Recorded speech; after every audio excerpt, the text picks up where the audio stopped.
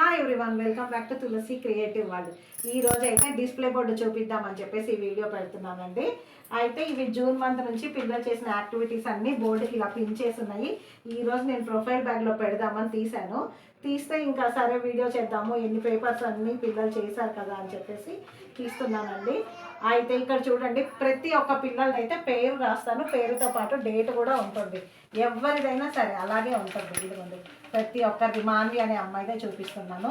ఎన్నిసార్లు చేస్తే కూడా అన్నిసార్లు పేరు డేట్ అయితే ఖచ్చితంగా ఉంటుంది.